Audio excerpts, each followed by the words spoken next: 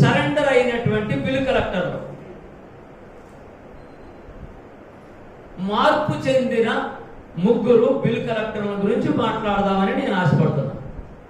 మీతో సంభాషించుదామని, ముచ్చటించుదామని, లేదా మన వారి గురించి కొద్ది విషయాలు తెలుసుకుందామని నా ఆశ. మీ అందరూ రెడీనా? రెడీ, నేను రెడీ. ముగ్గురు బిల్ కలెక్టర్లు.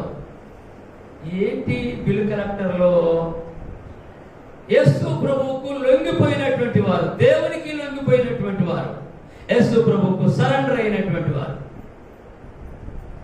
ఎవరు ఈ బిల్ కలెక్టర్లు?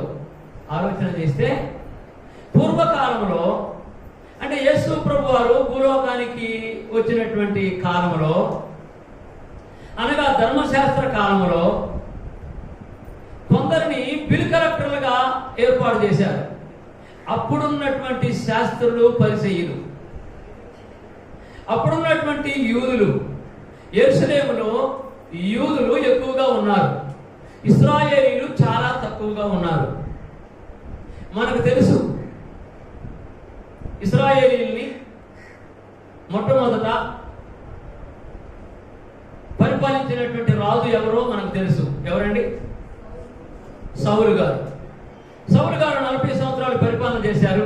తర్వాత తన అల్లుడైనటువంటి దావీదు గారు వచ్చారు, ఆయన 40 సంవత్సరాలు పరిపాలన చేశారు. తర్వాత దావీదు గారి కుమారుడైనటువంటి ఎవరైనా సొలొమోను వచ్చాడు, ఆయన మహారాజుగా, ఆయన 40 సంవత్సరాలు పరిపాలన చేశాడు. ఆయన తర్వాత సొలొమోను మహారాజు కుమారుడైనటువంటి రెహబాము గారు రాజ్యం ఎక్కాడు, సింహాసనం ఎక్కాడు. ఆయన కాలంలో రాజ్యము రెండుగా చీలిపోయింది. యూదా రాజ్యము, ఇశ్రాయేల్ రాజ్యము. ఇశ్రాయేల్ రాజ్యంలో 19 మంది రాజులు పరిపాలన చేశారు, వారు చీలిపోయారు. యూదా రాజ్యము అనగా రెహబాము పరిపాలన చేస్తున్నటువంటి రాజ్యము యూదా రాజ్యము. ఈ యూదా రాజ్యము యెరూషలేములో ఉంది. యెరూషలేములో యూదులు ఉన్నారు, ఇశ్రాయేలీలు వేరే ప్రాంతంలోకి వెళ్ళారు. దానిలోను బేతేలులోను 2 రాజనగరాలు ఏర్పాటు చేసుకొని ఆ 2 నగరాల్లో బంగారపు దూడలను పెట్టి ఆ దూడలకి ఆరాధన చేస్తూ ఉన్నారు, చేపిస్తున్నాడు అక్కడ రాజు. ఇక్కడైతే యెరూషలేములోనైతే రెహబాము, రాజైన రెహబాము యెరూషలేములో దేవాలయం ఉండగా సొలొమోను మహారాజు కట్టించినటువంటి దేవాలయంలో దేవుని ఆరాధన చేస్తూ ఉన్నారు. ఇది దేవునికి సంబంధించినటువంటి ఆరాధన, అది దయ్యాలకు సంబంధించినటువంటి ఆరాధన. ఆ ఆరాధనలో దేవుడు లేడు, కానీ ఈ ఆరాధనలో దేవుడు ఉన్నాడు యెరూషలేము దేవాలయంలో. ఈ యెరూషలేము దేవాలయంలో ముఖ్యంగా యూదులు ఎక్కువగా యూదుల చేత పరిపాలించబడుతుంది. ఈ యూదుల్లోని శాస్త్రులు, పరిసయ్యులు ఉన్నారు. శాస్త్రులు, పరిసయ్యులు, శాస్త్రులు శాస్త్రాలను ఎరిగిన వారు, పరిసయ్యులు నిష్ఠ కలిగినటువంటి వారు. చాలాసార్లు విని ఉంటారు మీరు, తిరిగి జ్ఞాపకం చేసుకుంటున్నాం మనం. వీరిలోని అక్కడ ఉన్నటువంటి రాజరికపు వ్యవస్థ, అక్కడ ఉన్నటువంటి పరిపాలన వ్యవస్థ కొందరిని పన్నులు వసూలు చేయడానికి ఏర్పాటు చేశారు. ఇప్పుడు కూడా పన్నులు వసూలు చేస్తున్నారు పంచాయతీ వారు. పన్నులు వసూలు చేయడానికి ఏర్పాటు చేసినటువంటి వారిని ఏమంటారండి? బిల్ కలెక్టర్లు అంటారు. ఇంటి పన్ను, నీటి పన్ను, గాలి పన్ను, వరద పన్ను, ఆ పన్ను, ఈ పన్ను. వారు వచ్చేసరికి మనము ఇబ్బంది పడాల్సి వస్తుంది. అయితే పంచాయతీ వారికి మనం పన్నులు కట్టాలి. ఓకే, మంచిదే, గవర్నమెంట్ ఏర్పాటు చేసింది. అప్పుడు యూదుల కాలంలో యెరూషలేములో పన్నులు వసూలు చేయడానికి కొంతమందిని నియమించారు, ఒక వ్యవస్థను నియమించారు. సుంకాన్ని వసూలు చేయడానికి. ఈ వసూలు చేసేవారు 1000 రూపాయలు వసూలు చేయవలసి ఉండగా ఆ కుటుంబం దగ్గర సుమారు 3000, 5000 వసూలు చేస్తారు. వసూలు చేసి 1000 రూపాయలు ప్రభుత్వానికి ఇస్తారు. ఎదురు తిరిగిన వారికి ఇంకొక 1000 ఇస్తారు. ఎందుకు వసూలు చేస్తున్నారు? ఎట్లా మీరు 1000 వసూలు చేయాలి కదా, మీరు 5000 వసూలు చేస్తున్నారే అనుకునే వారికి ఇంకొక 1000 వారి జేబులో పెడతారు. మిగతావి ఈ వసూలు చేసుకున్న వాళ్ళు ఉంచుకుంటారు. వీరే సుంకపు గుత్తదారులు. కాంట్రాక్ట్. ఈ బిల్లు కలెక్టర్ల గురించి మనం ఆలోచన చేస్తున్నప్పుడు కాంట్రాక్టుదారులు వీరు. ఉదాహరణకి గవర్నమెంట్ ఒక బ్రిడ్జి కట్టడానికి కాంట్రాక్టుదారులకి ఇస్తారు, అప్పు చెబుతారు. వారికి కొంత సొమ్ము అప్పు చెబుతారు. ఆ సొమ్ములో వారిని ఏదో విధంగా తిప్పబడి అధికారులకు ఇచ్చుకుంటూ, నాయకులకు ఇచ్చుకుంటూ ఈయన కొంత ఉంచుకుంటూ మిగతాది పెట్టి ఆ బ్రిడ్జి కట్టేస్తారు. ఆ బ్రిడ్జి ఉంటే ఉంటుంది, పోతే పోతుంది. ఈ యూదుల కాలంలో యెరూషలేములో గవర్నమెంట్ వారు వసూలు చేయమన్న దానికంటే ఎక్కువ వసూలు చేస్తూ గవర్నమెంట్ కొంత ఇచ్చి వీరు కొంత జేబులు వేసుకొని, అంటే మిగతా వారి మీద ఎక్కువ భారము పడుతూ చేస్తూ ఉంటారు. అందుకని ఈ సుంకము వసూలు చేసేటటువంటి వారిని, అన్యాయంగా అక్రమంగా వసూలు చేసేటటువంటి వారిని చూస్తే ప్రజలు చీకొడుతూ ఉంటారు. అమ్మో, దుర్మార్గుడు వచ్చాడు, దుష్టుడు వచ్చాడు, సుంకాలు వసూలు చేస్తారు, పన్నులు వసూలు చేస్తున్నారని. ఇలా పన్నులు వసూలు చేసేటువంటి వారిని సుంకరులు అంటారు. వీరిలో ముగ్గురిని మనం జ్ఞాపకం చేసుకున్నాం. ఒకసారి యేసు ప్రభు వారు తన శిష్యులుగా ఏర్పాటు చేసుకుంటూ కొందరిని సముద్రపు ఒడ్డుకొచ్చి, మత్తయి సువార్త 4వ అధ్యాయంలో సముద్రపు ఒడ్డున చేపలు పట్టుకుంటున్నటువంటి వారి దగ్గరకు వచ్చి వారిలోని చేపలు పట్టుకుంటున్నటువంటి పేతురును ఆంద్రేయను చూసి, ఇదిగో పేతురు, ఆంద్రేయ, మీరు నన్ను వెంబడించుడి అన్నాడు. యేసు ప్రభు యొక్క మాటలో వారికి ఆశ్చర్యం కలిగించింది. యేసు ప్రభు యొక్క చూపులో వారికి అద్భుతం కనపడ్డది. యేసు ప్రభు యొక్క మాటలో ఆకర్షణీయం కనిపించి పేతురు, ఆంద్రేయ ఆ సముద్రంలో ఉన్నటువంటి వలను అలా పడేసి, సముద్రంలో ఉన్నటువంటి దోణెను ఒక పక్కన పెట్టి, సముద్రాన్ని ఒక పక్కన పెట్టి, సముద్రంలో చేపల్ని ఒక పక్కన పెట్టి, వారి జీవనోపాధి కొరకు ఏర్పాటు చేసుకున్న ఆ యొక్క చేపలు పట్టుకొని చేపల మీద బ్రతికేటటువంటి వీరు చేపలు వదిలిపెట్టారు, వరలు వదిలిపెట్టారు, సముద్రం వదిలిపెట్టారు, దోణి వదిలిపెట్టారు, యేసు ప్రభువుని వెంబడించారు. ఇదే క్రమంలో ముందుకు వచ్చిన తర్వాత జెబెదయి కుమారులైనటువంటి యాకోబు, యోహాను కనపడతారు. యాకోబు, యోహాను, నన్ను వెంబడించండి అన్నాడు ప్రభు. అప్పుడు తన తండ్రి అయినటువంటి వృద్ధాప్యంలో ఉన్నటువంటి జెబెదయిని, ఆ వలని ఈతగాళ్ళకు వదిలిపెట్టి, ఆ చేపలు వాళ్ళకు వదిలిపెట్టి యేసు ప్రభువుని వెంబడించారు. యేసు ప్రభు మాటల్లో ఎంత అమోఘమైనటువంటి శక్తి ఉందో. యేసును వెంబడించడం ప్రారంభం చేశారు. తర్వాత ముందుకు వచ్చిన తర్వాత ఒక సుంకపు ఆఫీసు దగ్గర, అంటే కలెక్షన్స్ వసూళ్లు చేసేటటువంటి ఆఫీసు దగ్గర మత్తయి అనేవాడు కూర్చొని ఉన్నాడు. సుంకపు గుత్తదారుడు. పన్నులు వసూళ్లు చేయడానికి విభాగింపబడినటువంటి వారిలో మత్తయి ఒకడు.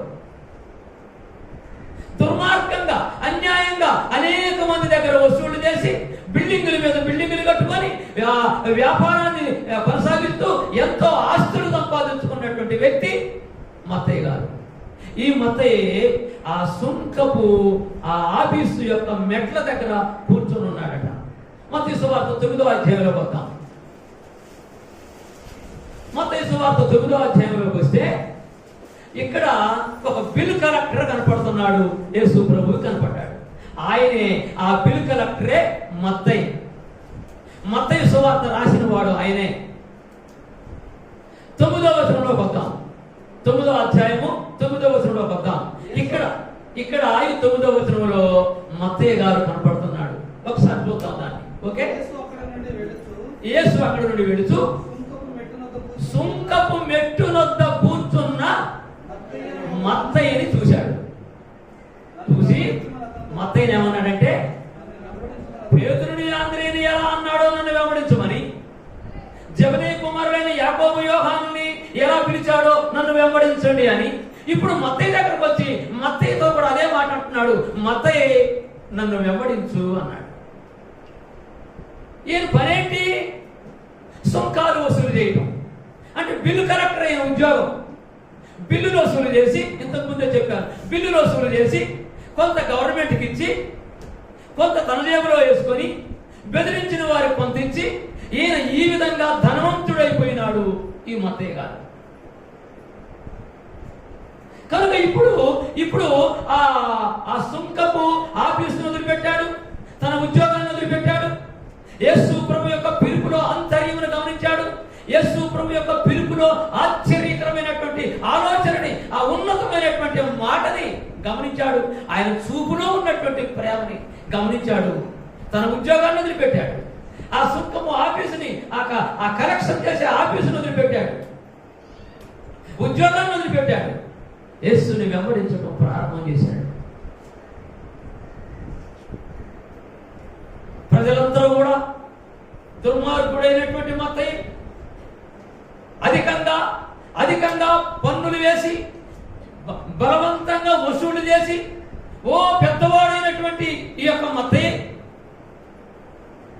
దుర్మార్గంగా వసూలు చేసి ధనవంతుడైనటువంటి ఈ మత్తయి, ఈ పాపి, ఈ దోషి, ప్రజల చేత విమర్శింపబడుతున్నటువంటి వారిలో ఈయనొకడు.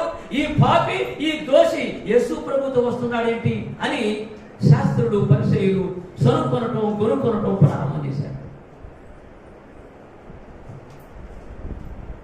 మనము కూడా ఒకవేళ దుర్మార్గమైనటువంటి జీవితంలో ఇంతకు ముందు జీవించి ఉంటే, పాపకరమైనటువంటి ఆ పాపలోకంలో మనం పాపులుగా జీవించి ఉంటే, దేవునికి ఇష్టం లేనటువంటి జీవితం బ్రతుకులు మనం బ్రతికి ఉంటే, మనం కూడా మారు మనసు పొంది యేసు ప్రభు దగ్గరకు వచ్చినప్పుడు మనల్ని చూసి కొంతమంది అలా అనుకోవచ్చు, ఏంటి ఏమే ఈ అంకమ్మ, వందల అమ్మాయి అంకమ్మ ఎవరైనా ఉన్నారో క్షమించండి, మిమ్మల్ని ఎవరు చూసి నేను మాట్లాడలే. ఈ అంకమ్మ ఇంతకు ముందు అట్ట తిరిగింది, ఇటు తిరిగింది. ఈ అంకయ్య ఇంతకు ముందు అట్ట తిరిగాడు, ఇటు తిరిగాడు. ఇప్పుడేమో యేసు ప్రభు అని వేసి వేసుకున్నాడు. పరిశుద్ధుడిని నేను పరిశుద్ధురాల్ని అంటున్నారు అని లోకం అనుకోవచ్చు. Let them go. వాళ్ళు ఏమైనా అనుకోవచ్చు. కానీ మార్పు చెందినటువంటి మనము, పరిశుద్ధుల యొక్క లిస్టులోనికి వచ్చినటువంటి మనము, దేవుని యొక్క కృపను బట్టి యేసు ప్రభువులోనికి వచ్చినటువంటి మనము చెదరాల అవసరం లేదు, బెదరాల్సిన అవసరం లేదు, దశిపోవలసిన అవసరం లేదు. మన విశ్వాసాన్ని కాపాడుకోవలసిన బాధ్యత మనకు ఉంది. ఈ మత్తయి కూడా అలాగే వచ్చాడు. జనము చేత, ప్రజల చేత తృణీకరించబడినటువంటి ధనవంతుడైన మత్తయి వచ్చాడు. యేసు ప్రభు దగ్గరకు వచ్చారు. వీరందరూ కూడా సనుకుంటున్నారు, కోరుకుంటున్నారు. ఏంటి ప్రభువా, దుర్మార్గుడైనటువంటి మత్తయిని నీ ఎమ్మడి తిప్పుకుంటున్నావేంటి, మాతో కలిపి తిప్పుకుంటున్నావేంటి అని మత్తయి గురించి మాట్లాడుతూ ఉన్నప్పుడు యేసు ప్రభు వారితో మాట్లాడుతున్నాడు. ఏమని? రోగికి డాక్టర్ అవసరం కానీ, కిందకు మనం వస్తే, చదువుకుంటా వస్తే యేసు ప్రభు వారి మాటలు వినపడుతున్నాయి. ఏమని? రోగికి డాక్టర్ అవసరం కానీ ఆరోగ్యవంతుడికి డాక్టర్ అవసరం లేదు కదా అన్నాడు. ఎస్, నేను పాపులను పిలువ వచ్చింది కానీ నేను నీతిమంతుడి అని అయితే ఎవరైతే అనుకుంటున్నారో వారిని పిలవటానికి రాలే. అసలు నీతిమంతులే లేరు. అందరూ పాపము చేసి దేవుడు అనుగ్రహించిన మహిమను పొందలేకపోతున్నారు అన్నాడు రోమపత్రికలో 6వ అధ్యాయంలో. మనం అందరము కూడా దేవుని దగ్గర నుంచి తొలగిపోయాం, పాపములోనికి పోయాం, పాపము చేత కట్టబడి ఉన్నాం, అపవాది యొక్క బంధకాల్లో ఉన్నాం. అందుకనే కొలస్సీ పత్రిక 1వ అధ్యాయం 13వ వచనంలో అంటాడు అపోస్తలుడైన పౌలు గారు కొలస్సీ పట్టణంలో ఉన్న సంఘంతో మాట్లాడుతూ అంటున్నాడు 1:13, మనమంతా ఎవరి బంధకాల్లో బంధించబడి ఉన్నాం? అపవాది యొక్క బంధకాల్లో బంధించబడి ఉన్నాం. ఆయన మనలను దేవుడు మనలను అంధకార సంబంధమైన అధికారము నుండి విడుదల చేసి తాను ప్రేమించిన తన కుమారుడైన యేసుక్రీస్తు రాజ్య నివాసులుగా చేసెను. కాబట్టి లోకమంతా కూడా అంధకార సంబంధమైన బంధకాల్లో బంధింపబడి ఉంది. ఈ మత్తయి కూడా అలాగే బంధింపబడి ఉన్నాడు. లోకమంతా బంధింపబడి ఉంది. అందుకని యేసు ప్రభువు అంటున్నాడు, నేను పాపుల కొరకు వచ్చాను కానీ నేను నీతిమంతుణ్ణి, మేము నీతిమంతులము అనే వారి కొరకు నేను రాలేదు. ఎవరైతే తమ్ము తాము నేను పాపిని, నేను దోషిని అని ఎవరైతే తమ్ము తాము ఉపేక్షించుకొని ఎవరైతే పశ్చాత్తాపడతారో వారే నాకు కావాలి అంటాడు ప్రభు. ఎస్, మనమంతా అలా వచ్చిన వారిని. మనం పశ్చాత్తాపడి, అయ్యా నన్ను క్షమించు, నేను నీతో ఉంటా, నేను నీలో ఉంటా, నేను నీ ప్రజలతో ఉంటా, నేను నీ సంఘముతో ఉంటా, నేను నీ రాజ్యంలో ఉంటా, నన్ను కూడా ఉండనివయ్యా అని బ్రతిమలాడుతూ ప్రభు దగ్గరకు వచ్చిన వారు మనం.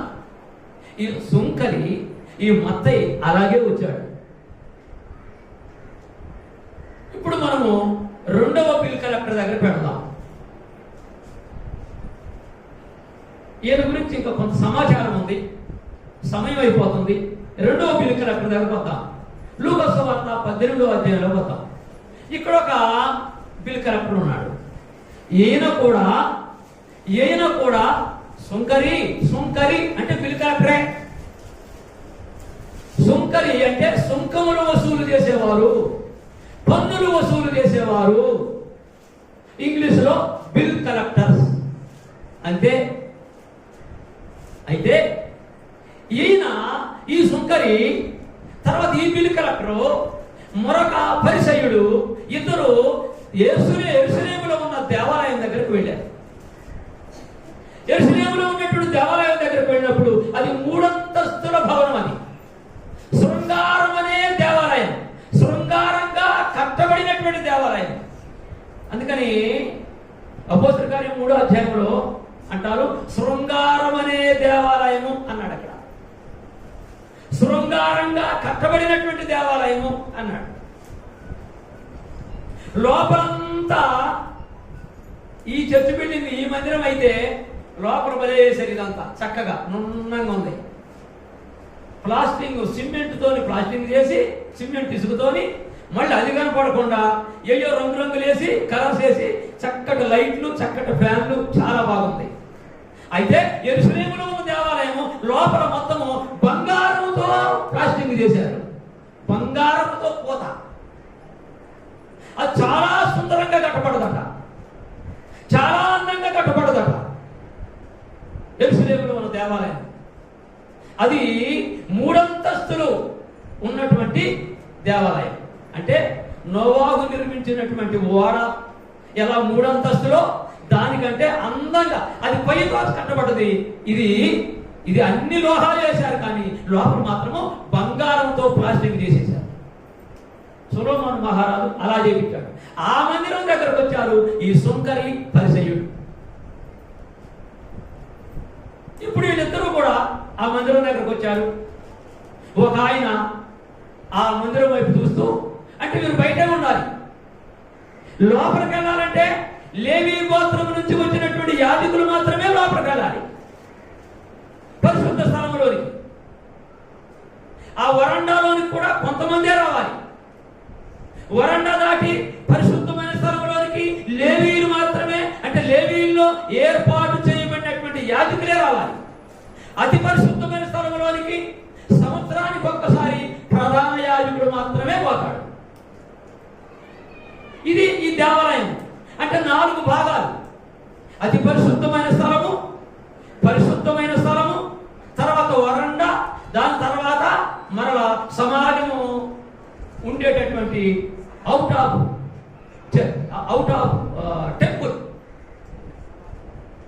టెంపుల్కి, దేవాలయానికి బయట ఉన్నటువంటి ఆవరణ. దానిలో కొంతమంది ఉంటారు. అయితే ఈ సుంకరి పరిసయ్యుడు దూరంగా నిలబడి ఆకాశం వైపు కనుడెత్తి, ఈ పరిసయ్యుడు అయితే ప్రార్థన చేస్తున్నాడు. ముందు పరిసయ్యుడు ఏమంటున్నాడు? దేవుడా, నేను అన్యాయస్తుడు గాను, నేను దుర్మార్గుడు కాదు. ఏది పరిసయ్యుడి ప్రార్థన? నేను అన్యాయస్తుడు కాదు, నేను దోచుకునేవాడిని కాదు, నేను దుర్మార్గుడి కాదు. ఇదిగో నా పక్కనున్నాడే సుంకరి, ఈ సుంకరి వలనే, ఈ సుంకరి లాంటి వాడిని కూడా కాదు నేను. అక్కడే ఉంది 18వ అధ్యాయంలో 9వ వచనం నుంచి 10వ వచనం నుంచి అనుకుంటా. అయ్యా సుంకరి కాదు, పరిసయ్యుడు ప్రార్థన చేస్తున్నాడు. పరిసయ్యుడు నిలవబడి దేవా నేను చోరుడు అంటే దొంగ, నేను దొంగను కాదు, నేను అన్యాయం చేయలేదు. ఈ సుంకరి అయితే అన్యాయం చేశాడు, పన్నులు వసూలు చేసి. నేను అన్యాయస్తుడు కాదు, నేను వ్యభిచారుని కాదు, ఇతర మనుషుల్లాగా నేను కాదు, ఈ సుంకరి లాంటి వాడిని కూడా కాదు నేను. అబ్బా, అంటే ఈయన ఏంటో, ఈయన స్వభావం ఏంటో ఆయనకు తెలీదా? మన మనసుల్లో ఏముందో ఆయనకు తెలీదా? మన జీవితాల్లో ఏముందో ఆయనకు తెలీదా? మన బ్రెయిన్లో మనం ఏం ఆలోచన చేస్తున్నామో ఆయనకు తెలీదా? కీర్తనలు 139వ కీర్తనలో అంటాడు, 7వ వచనం నుండి, కీర్తన గ్రంథంలో 139వ కీర్తన 7వ వచనం నుంచి అంటాడు, దేవా నేను ఆకాశంలోనికి వెళ్ళినా అక్కడ నువ్వు ఉన్నావు. నాయనా నేను ఒకవేళ భూమి లోపలికి వెళ్ళినా అక్కడ నువ్వు ఉంటావు. నేను ఒకవేళ సముద్రంలో లోపలికి వెళ్ళినా అక్కడ నువ్వు ఉన్నావు. నీకు తెలియకుండా నేను ఎక్కడికి వెళ్ళగలన్నదే తండ్రి అంటాడు భక్తుడు. అంటే దేవునికి తెలియకుండా మనం ఎక్కడ దాగి ఉండలేము. దేవునికి మన ఆలోచన అంటే అక్కడ అంటాడు, మాట నా నోటికి రాకముందే అది నీ దగ్గర ఉన్నది, నీకు తెలిసే ఉన్నది అంటాడు. మాట నా నోటికి రాకముందే అది నీకు బహాటంగా తెలిసి ఉన్నది అన్నాడు. కనుక ఈ పరిసయ్యుడు మాటల్లో ఎన్ని అబద్ధాలు ఉన్నాయో చూడండి. అంటే దేవునికి అబద్ధాలు చెప్తున్నాడు. నువ్వు చేసే ప్రార్థన ఎలాంటిది, నేను చేసే ప్రార్థన ఎలాంటిది, దేవుడు తప్పకుండా చూస్తూ ఉన్నాడు, అవి వింటూ ఉన్నాడు. ఇప్పుడు మన దగ్గర దేవుడు ఉన్నాడు, నా మాటలు దేవుడు వింటున్నాడు, మీ ఆలోచనలో దేవుడు ఉన్నాడు, నా ఆలోచనలో దేవుడు ఉన్నాడు. నేను ఏదైతే మాట్లాడబోతున్నానో అది దేవుడు ముందుగానే ఎరిగి ఉన్నాడు. మీరు ఏం ఆలోచన చేస్తున్నారో అన్నిటినీ దేవుడు ముందుగానే చూస్తున్నాడు. He knows everything in our life. ఆయనకు తెలియకుండా మనలో ఏది లేదు. ఈ పరిచయం అంటున్నాడు, నేను దొంగని కాదు, నేను వ్యభిచారిని కాదు, నేను దోచుకునేవాడిని కాదు అంటున్నాడు. మళ్ళీ ఏమంటున్నాడంటే, అయ్యా నేను వారమునకు ఒకసారి, ఏమంటే వారానికి ఎన్నిసార్లు? వారానికి 2 మార్లు ఉపవాసం ఉంటున్నాను. నువ్వు ఎన్నిసార్లు ఒప్పుకుంటున్నావు, ఉపవాసం ఉంటున్నావు ఆయనకు తెలుసా లేదా? తెలుసు. మనం ఆయనతో ఇంక చెప్పడం ఎందుకు? ఆయనకు తెలుసు కదా. కరుణాకర్ గారు వారానికి ఒకసారి ఉంటున్నారు. ఇప్పుడు ఎన్ని రోజులు ఉంటున్నాడా? నేను 2 రోజులు ఉంటున్నా వారానికి అని చెప్తున్నాడు. వారానికి 2 రోజులు ఉంటున్నావో, 3 రోజులు ఉంటున్నావో, 1 రోజు ఉంటున్నావో, అసలు ఉంటలేదో ఆయనకు తెలుసా లేదా? తెలుసు. మరి ఇంకా చెప్పడం ఎందుకు నువ్వు? నేను వారానికి 2 మార్లు ఉపవాసం ఉంటున్నాను, ఇంకా నా సంపాదన అంతటిలో 10వ వంతు అంటే 10వ భాగము నేను ఇస్తున్నాను అంటున్నాడు. నువ్వు ఇస్తున్నావా లేదా ఆయనకు తెలుసు కదా. నువ్వేం చేస్తున్నావో తెలుసు కదా. నీ జీవితం ఏంటో ఆయనకు తెలుసు కదా, నా జీవితం ఏంటో ఆయనకు తెలుసు కదా, మనం ఏం చేస్తున్నామో ఆయనకు తెలుసు కదా. మరి ఆయన దగ్గర నీ గొప్పతనాన్ని గురించి ఆయన చెప్పడం ఏంటి? అది తప్పు కదా. అది నువ్వు హెచ్చించుకున్నట్టు కాదా? ఈ పరిసయ్యుడు తను తాను హెచ్చించుకుంటూ ఉన్నాడు. 10వ భాగం నేను ఇస్తున్నా, 10వ వంతు అంటున్నాడు. సందర్భం వచ్చింది కాబట్టి మాట్లాడుతున్నా. 10వ భాగం పూర్వకాలంలో 10వ భాగం ఖచ్చితంగా ఇవ్వాల్సిందే. ఇప్పుడైతే నువ్వు ఎంత వర్ధిల్లిన కొలది దేవుని సముఖానికి నీ ధనము కానీ, నీ ధాన్యము కానీ, నీ కూరగాయలు కానీ ఏదైనా సరే దేవుడు నీకు ఇచ్చిన దానిలో నుంచి తీసుకురావాలి అన్నాడు. ఖచ్చితంగా 10వ వంతు కాదు, వర్ధిల్లిన కొలది ఇవ్వాలి అని ఇప్పుడు అంటున్నాడు. ఆ కాలంలో నీకు ఎంత సంపాదించినా 10వ వంతు ఖచ్చితంగా 10వ వంతు ఇవ్వాల్సిందే, 10వ భాగం ఇవ్వాల్సిందే. ఈ 10వ భాగం ఇస్తే, ఈ 10వ వంతు ఇస్తే, ఈ 10వ వంతు లేవీయులు యాజకులు దాన్ని వారందరూ పంచుకొని ఆ యాజకులు దాన్ని భుజించాలి. దేవాలయంలో పనిచేసే యాజకులు దాని ద్వారా బ్రతకాలి. వాళ్ళు ఆనాడు యెహోషువ కానాను దేశం మొత్తాన్ని 11 భాగాలు చేసి 11 గోత్రాలకు ఇచ్చాడు. 12వ గోత్రమైనటువంటి లేవి గోత్రానికి భూభాగం ఇవ్వలేదు. అంటే పంటలు పండించుకునే అవకాశం లేదు. భూభాగం లేనప్పుడు పంటలు ఎట్లా పండించుకుంటారు? వారికి పంటలు లేవు. కాబట్టి ఆ లేవీలు ఎలా బ్రతకాలి అంటే దేవాలయం మీద బ్రతకాలి. ఈ దేవాలయంలో వీరందరూ తెచ్చినటువంటి కూరగాయలు కానీ, పండ్లు కానీ, పంటలు కానీ, ఏదైనా సరే, అవి కొబ్బరికాయలైనా, కొబ్బరి బోండాలైనా, ఏ కాయ జావకాయలైనా 10వ వంతు తీసుకొచ్చి అక్కడ ఇస్తే లేవీలు యాజకులు వాటి ద్వారా తన కుటుంబాలు బ్రతికించుకోవాలి. ఈ యాజక బృందము ఈ యూదా జనాంగం మీద బ్రతకాలి. దేవుడు నియమించింది అది. దేవుడు ఏమన్నాడంటే యాజకులతోని, మీకు ఆస్తి ఈ లోకంలో లేదు కానీ నేనే మీ ఆస్తి అన్నాడు దేవుడు. ఈనాడు సేవకులు కూడా దేవుడే సేవకుల ఆస్తి. అంటే సంఘము ద్వారా సేవకుడు బ్రతకాలి, సేవకుని కుటుంబం బ్రతకాలి, సంఘము ద్వారా సువార్త ప్రకటించబడాలి. సంఘము వెన్నెముక బ్యాక్ బోన్గా ఉండాలి సేవకుడికి. మొన్న పోయిన నెలలో, ఈ నెలలోనే సువార్త కూటం ఈ నెలలో ఆపు చేద్దామమ్మా అని నేను సంఘంతో. సంఘం అన్న ఎందుకు అన్నారు? అమ్మ మీ మీద భారం ఎక్కువ పడుతుంది కనుక మీ మీద భారం పెట్టడం నాకు ఇష్టం లేక సువార్త కూటం ఆపు చేద్దామని అన్నా నేను. వారు అన్నారు, అయ్యా మేము అనుకున్నాం సువార్త కూటం ఆపు చేయొద్దు, నెలకొక సువార్త కూటం జరిపించుదాం అని కొంతమంది సిస్టర్స్ మాట్లాడారు. బ్రదర్స్ అయితే అలాగే ఉన్నారు కానీ సిస్టర్స్ మాట్లాడారు.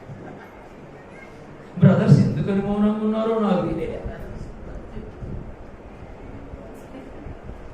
కుటుంబం ఎట్లా అని అనుకున్నారేమో. వీళ్ళకి లేదా భారం?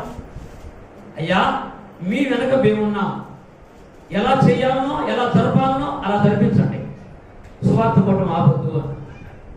కాబట్టి ఈ నెలలో కూడా సువార్త కూటాన్ని జరిపించేసి, కాబట్టి బ్యాక్ బోన్ సంఘము సేవకునికి బ్యాక్ బోన్, వెన్నెముక.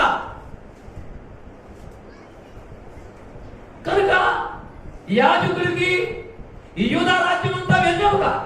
వీరి యొక్క పంటల్లో అన్నిటిలో దశంభాగాలు తీసుకొచ్చి దేవుని యొక్క ఆలయం దగ్గరకు వస్తే వీటి ద్వారా యాజకుల కుటుంబాలు బ్రతకాలి. అయితే విచారకరమైన విషయం, బబులోను సామ్రాజ్యం నెబుకద్నెజరు వచ్చి యెరూషలేము మీద దండెత్తి, అది దేవుని ప్లాన్, దేవుని సంకల్పం. అది బబులోను సామ్రాజ్య నేత, ఆనాడు ప్రపంచమంతటిలో కూడా మహా గొప్ప నేత నెబుకద్నెజరు యెరూషలేము మీద దండెత్తి యుద్ధం చేసి యెరూషలేము గోడలను కూడా పగలగొట్టాడు. యెరూషలేములో ఉన్నటువంటి వారిని, కొంతమందిని, ఆ పిల్లలని బానిసలుగా తీసుకెళ్ళాడు. ఆ దేశం బబులోను దేశంలో కొంత వెళ్ళిన తర్వాత, కొంతకాలం అయిన తర్వాత నెహెమ్యా అనేటువంటి భక్తుడు అక్కడ ఆ రాజ్యంలో పెద్ద ఉద్యోగస్తుడయ్యాడు. ఆ నెహెమ్యా కొంతకాలం అయిన తర్వాత నా దేశాన్ని చూడాలి, నా ప్రజలను చూడాలి, ఆ యెరూషలేమును చూడాలి, యెరూషలేములో నా దేవాలయాన్ని చూడాలి, నా దేవుని కొరకు ఏర్పాటు చేసిన దేవాలయం చూడాలని కోరిక పుట్టి రాజు దగ్గర పర్మిషన్ తీసుకొని ఈ యొక్క ఉద్యోగి, పెద్ద ఉద్యోగం, మంచి ఉద్యోగస్తుడు, ఆ ఉద్యోగి కొంతమంది సైన్యాన్ని వేసుకొని యెరూషలేముకు వచ్చినప్పుడు యెరూషలేము గోడలు కూలిపోయి అంత చికాకు ఉంది. ఆ యెరూషలేమును చూసి ఆయన కుంగిపోయి మోకరించి ఏడుస్తున్నాడు. అయ్యో నా దేవా, ఇదిగో నీ మందిరం ఈ స్థితిలో ఉన్నది, యూదులందరూ చెదిరిపోయినారు, ప్రజలందరూ చెదిరిపోయినారు. దేవాలయంలోకి వెళితే దేవాలయంలో యాజకులు లేరు. యూదులు దశంభాగం తీసుకురావడం ఆఫ్ చేశారు. యూదులకు భక్తి కరువైపోయింది. యూదా రాజ్యంలో యూదులకి దేవుడి మీద నమ్మకం పోయింది. ఏంటి ఇలా చెరపట్టుకొని పోయినారు, ఇలా చేసింది ఏంటి అని దేవుడి మీద వారికి ఆ భక్తి సన్నగిలిపోయింది. వారి పదార్థాలు, దశంభాగాలు దేవుడి సన్నిధికి రావట్లేదు. యాజకులకు తిండి లేదు, యాజకులు బాధపడిపోతున్నారు, యాజకులకు భోజనం లేదు, యాజకుల కుటుంబాలు పస్తులుంటున్నారు. అందుకని యాజకులు ఏం చేశారో తెలుసా? భయంకరమైన విషయము, యాజకులు పొలాల మీదకు వెళ్ళిపోయినారు, పొలాల్లోకి వెళ్ళిపోయినారు పెరగేరుకోవడానికి. పొలాల యజమానుల దగ్గరకు వెళ్ళారు, రైతుల దగ్గరకు వెళ్ళారు. వారు యాజకత్వం వదిలిపెట్టి యాచకత్వం చేయటం మొదలుపెట్టారు. అడుక్కోవడానికి ఎంత విచారకరమైన విషయం. దేవుని సన్నిధిలో దేవుని దగ్గర పనిచేసేటటువంటి దైవ సేవకులు అడుక్కోవడానికి వెళ్ళారంటే అంత దుస్థితి యెరూషలేములో వచ్చింది. 10వ భాగము యువక, 10వ భాగము యువక దేవుని ప్రజల దగ్గర నుంచి దేవుని సన్నిధికి ఆ ధనము ధాన్యము రాలేకపోవటం వలన దైవ సేవకులు అడుక్కోవడానికి వెళ్ళి తన కుటుంబాలని పోషించుకుంటున్నారు. ప్రియమైనటువంటి దేవుని బిడ్డ, ఇది దుఃఖకరమైనటువంటి విషయం, ఇది చాలా దుఃఖకరమైనటువంటి విషయం. ఈనాడు అనేక మంది సేవకులు పస్తులు ఉండి సువార్త ప్రకటిస్తున్నారు. తమ కుటుంబాలు పస్తులు ఉండి దేవుని పని చేస్తున్నారు.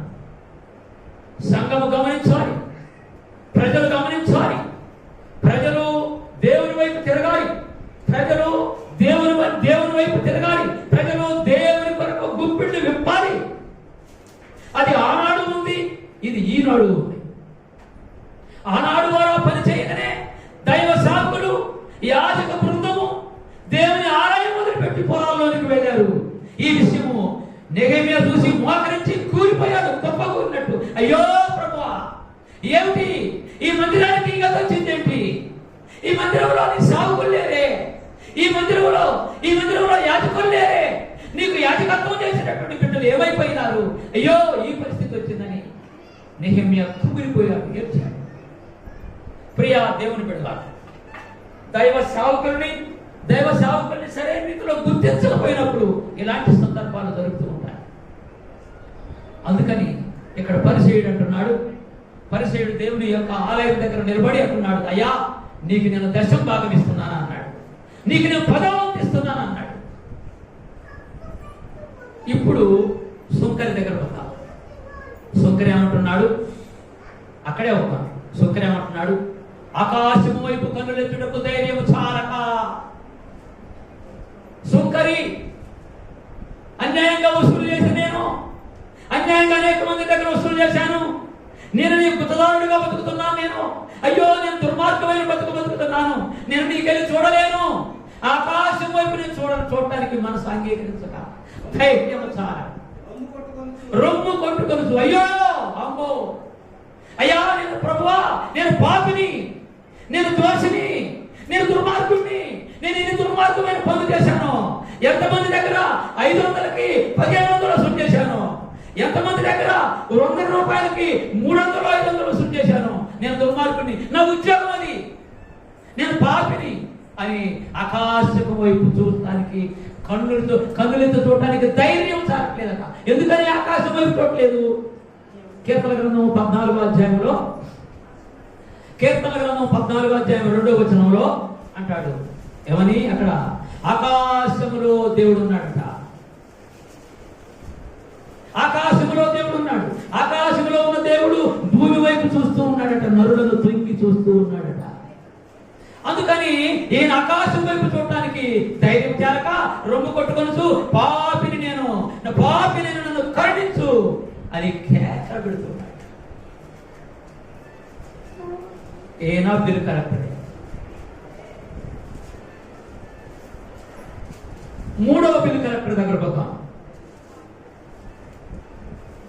ఒక మాట, ఈ బిల్ కలెక్టర్ పశ్చాత్తాపడ్డాడు కనుక, ఈ సుంకరి పశ్చాత్తాపడ్డాడు కనుక దేవుడు అతన్ని కరుణించాడు, క్షమించాడు, మన్నించాడు. ఎంత పాపి అయినా, అయ్యా నన్ను క్షమించయ్యా, నువ్వు కన్నీరు కారిస్తే, అయ్యా నన్ను మన్నించు, నా దోషములు తుడిచివై, నా పాపములు తుడిచివై, నేను నీతో ఉంటానయ్యా, తండ్రి నేను నీతో ఉంటాను నాయన అని మనం దేవుడి సన్నిధికి వస్తే ఎంతటి పాపాత్ముడైనా క్షమిస్తాడు దేవుడు.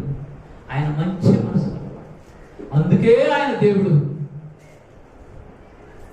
ఆయన మనసు, ఆయన చేత పంపబడ్డ యేసుక్రీస్తు ప్రభు వారికి కూడా అదే మనసు, అదే ఆలోచన, అదే క్షమించే బుద్ధి ఆయన కూడా. అందుకని సిలువలో ఆయన మాట్లాడాడు. ఆయన మాట్లాడు, తండ్రి వీరేమి చేస్తున్నారో వీరెరుగురు, వీరిని క్షమించయ్యా అని ప్రాధేయపడాడు. ఆయన మనసే ఈయన మనసు. ఇప్పుడు ఆయన క్షమించబడ్డాడు, యేసు ప్రభువుతో వెంబడిస్తున్నాడు. ఇప్పుడు మూడో బిల్ కలెక్టర్ దగ్గరకు వద్దాం. లోకాసు వార్త 19వ అధ్యాయం. చాలాసార్లు ఈయన గురించి మనం వింటాం. ఈయన ఎవరో యేసు ప్రభువు ఆ ప్రాంతంలోకి వస్తున్నప్పుడు యేసు ఎవరో చూడాలని ఆశ కలిగిందట ఈయనకి. కానీ పొట్టివాడైనందున, పొట్టివాడైనందున యేసు ప్రభువును చూడాలనే కోరిక ఉంది కానీ చూడలేకపోతున్నాడు. అందుకని ఏమెక్కాడు? పరిగెత్తి ఏ చెట్టు ఎక్కాడు? మేడు చెట్టు. అసలు దీని గురించి తెలియని వాళ్ళు ఎవరు ఉండరేమో అనుకుంటా. మేడు చెట్టు ఎక్కాడు. ఈయన ఉద్యోగం అదే, సుంకపు గుత్తదారుడు, సుంకాన్ని వసూలు చేసే ఆఫీసులో పనిచేసేవాడు. గవర్నమెంట్ 1000 రూపాయలు వసూలు చేయమంటే ఇతను 10,000 వసూలు చేసి గవర్నమెంట్కి 1000 రూపాయలు ఇచ్చి బెదిరించిన వాడికి ఇంకొక 1000 ఇచ్చి మిగతాది తన జేబులో వేసుకునేవాడు. సుంకపు గుత్తదారుడు. ఇలాంటి వారిని ప్రజలు క్షమించరు. ఇలాంటి వారు కనపడితే ప్రజలకు ఒళ్ళు మండిపోతుంది. ఇతను ప్రజల్లో కలిసే అవకాశం లేక, ప్రజలతో ఉంటే దగ్గరకు రానిరని, యేసు ప్రభు అంటే ఆయన గురించి విని ఆయన గురించి ఆలోచన చేయాలని, ఆయన్ని చూడాలని, ఆయన్ని చేర్చుకోవాలని, ఆయన ఆశతో పరిగెత్తి ఆ దారి ప్రక్కన ఉన్నటువంటి చెట్టుని ఎక్కి ఆ చెట్టు మీద నుండి కిందకు చూస్తున్నాడు. చెట్టు దగ్గర యేసు ప్రభు వచ్చాడు. యేసు ప్రభు వచ్చి అంతమంది 1000 మంది ప్రజలని వదిలిపెట్టి పైకి చూశాడు. ప్రభు పైకి చూస్తే పైన కొమ్మల్లో చెట్టు ఆకుల మధ్యలో ఉన్నాడు.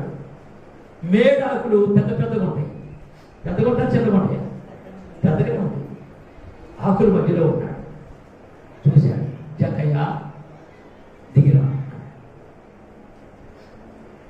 ఆశ్చర్యపోయాడు.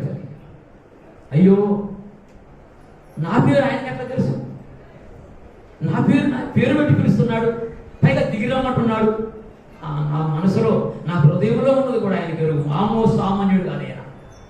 నిజంగా దేవుడి కుమారుడే, నిజంగా పరలోకం నుంచి వచ్చిన వాడే అని లోకంలో భావించే బాబు కిందకి దిగి వచ్చి ప్రభువు, అయ్యా నన్ను క్షమించు, నేను అన్యాయంగా వసూలు చేశాను చాలా మంది దగ్గర. ఇదిగో నా ఆస్తిలో సగం భాగం, లోకాసు వార్త 19వ అధ్యాయంలో, నా ఆస్తిలో సగం భాగం నేను పేదవాళ్ళకి ఇస్తున్నాను.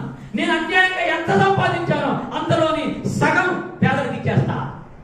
ఇంకా మిగతా సగం ఉందే, దీన్ని ఎవరి దగ్గర అయితే అన్యాయంగా వసూలు చేశానో వాళ్ళకి ఎన్ని రెట్లు ఇస్తానంటున్నాడు? 4 రెట్లు ఇస్తా. 10,000 తీసుకున్న వాడి దగ్గర ఎంత ఇవ్వాలి? ఇప్పుడు 14 40,000 ఇవ్వాలి. ఇలా ఇస్తా. ఎవరి దగ్గర సరెండర్ అయ్యాడు? యేసు ప్రభు దగ్గర సరెండర్ అయిపోతున్నాడు.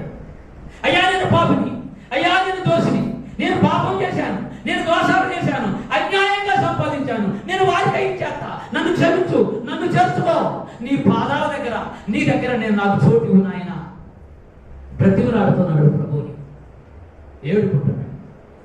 మారు మనసు సరెండర్ అయిపోయాడు యేసు ప్రభు. When we surrender in the presence of Jesus Christ, in the presence of the God, ఎప్పుడైతే మనం ప్రభు యొక్క పాదాల దగ్గరకు వచ్చి సరెండర్ అయిపోతామో దేవుడు ఖచ్చితంగా మనం క్షమిస్తాడు, ఖచ్చితంగా మనం ఆదరిస్తాడు. ఆయన ఆదరించే గొప్ప దేవుడు, ఆయన ప్రేమించే గొప్ప దేవుడు, ఆయన కనికరించే గొప్ప దేవుడు. ఆయన మాటలోనే కనికరంతో కూడిన మాటలు వస్తాయి.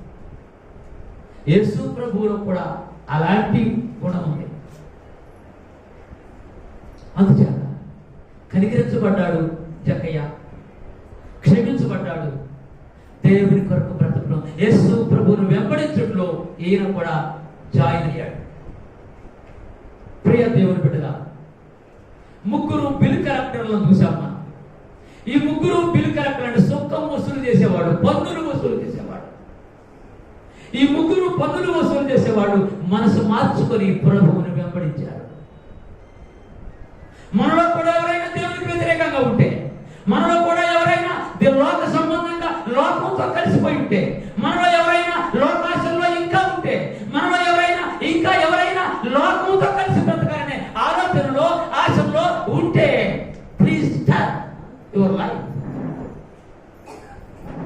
దయచేసి మనసు మార్చుకొని రిపెంట్ అయ్యి ప్రభు దగ్గర రా.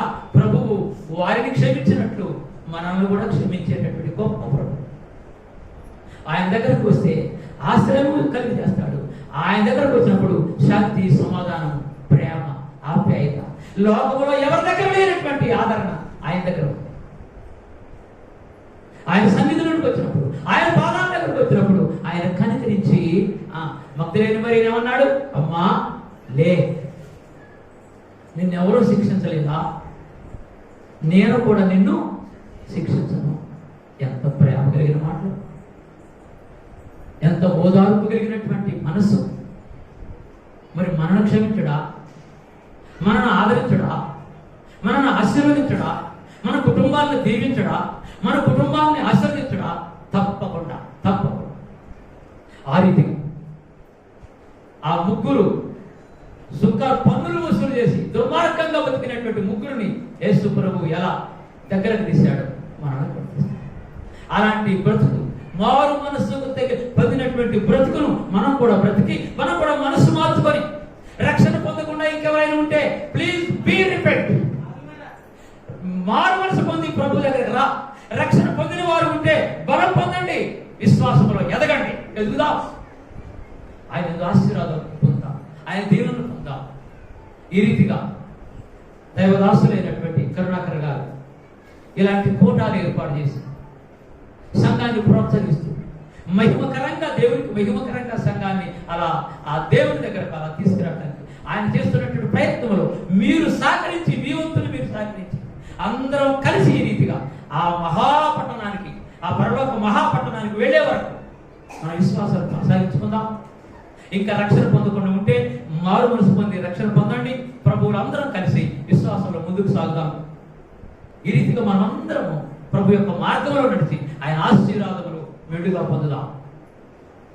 ఈ రీతిగా నాకు సమయం ఇచ్చి నన్ను మీ అందరితో కలిపి ఈ యొక్క సమయాన్ని మనం పంచుకొని ప్రభు యొక్క సన్నిధిలో గడిపే అవకాశం నాకు దయచేసిన దేవునికి, నన్ను ప్రోత్సహించి నన్ను పిలిచి మీతో కలిసి ఈ అనుభవించే ఈ భాగ్యాన్ని నాకు కలగజేసినటువంటి మా ప్రియులు కరుణాకర్ గారికి వందనాలు తెలియజేస్తూ, సంఘానికి వందనాలు తెలియజేస్తూ నా మాటలు ముగిస్తున్నాను.